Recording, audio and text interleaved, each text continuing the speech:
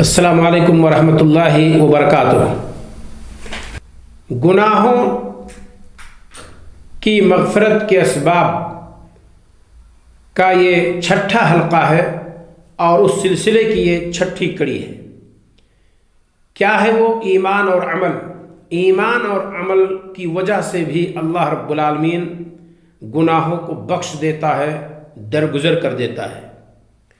سورہ التغابن کی آیت نمبر 9 میں اللہ رب العالمین نے فرمایا یوم یجمعکم لیوم الجمع ذالک یوم التغابن ومن یؤمن باللہ ویعمل صالحا یکفر عنہ سیئاته ویدخلہ جنات تجری من تحتها الانہار خالدین فیہا ابدا ذالک الفوز العظیم۔ یہ سورہ تغابن کی آیت نمبر 9 ہے۔ اس آیت سے پتہ چلتا ہے کہ اللہ رب العالمین ایمان اور نیک عمل کے ذریعہ سے گناہوں کو درگزر کر دے گا، معاف کر دے گا۔ اس آیت کا ترجمہ ہم پڑھ لیتے ہیں پہلے۔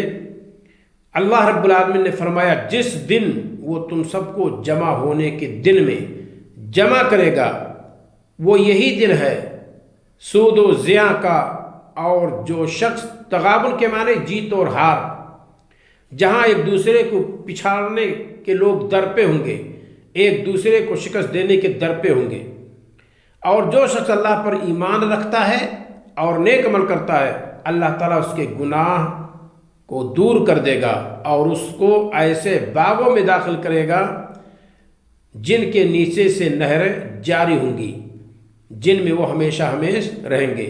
یہ بڑی کامیابی ہے۔ دوسرے مقام پہ اللہ رب العالمین نے فرمایا والذین آمنوا وعملوا الصالحات لنکفرن عنہم سیئاتہم ولنجزینہم احسن الذی کانوا یعملون۔ اور جو لوگ ایمان لائے اور نیک عمل کیے ہم ان کے گناہ ان سے دور کر دیں گے اور ان کو ان کے اعمال کا زیادہ اچھا بدلہ دیں گے۔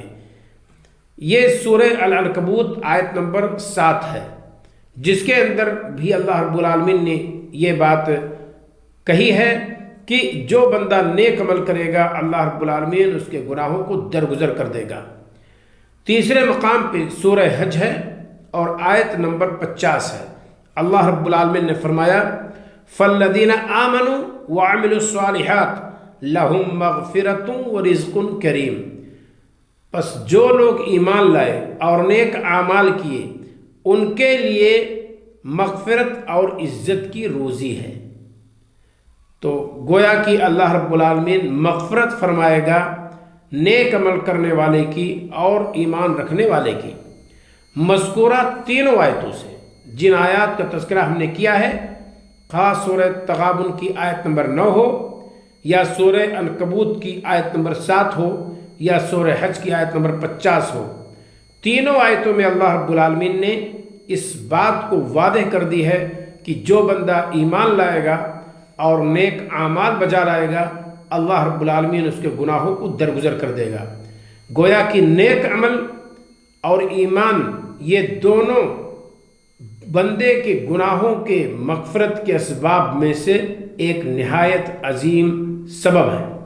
ہمیں اور آپ کو چاہیے کہ ہم اگر ایمان والے ہیں اور ایمان کا دم بھرتے ہیں تو اس کے ساتھ ساتھ ہمیں اور آپ کو نیک عمل کرنا چاہیے۔ سورہ عصر اگر ہم اور آپ پڑھیں، اللہ رب العالمین نے فرمایا والعصر، قسم ہے زمانے کی، ان الانسان لفی خسر، یقیناً انسان گھاٹے میں ہے، الا الذین آمنوا وعملوا الصالحات، پر وہ انسان گھاٹے میں نہیں ہے جو ایمان لایا، وعملوا الصالحات اور نیک اعمال کیے، وتواصوا بالحق اور حق کی انہوں نے وصیت کی، وتواصوا بالصبر اور صبر کی تلقین کی۔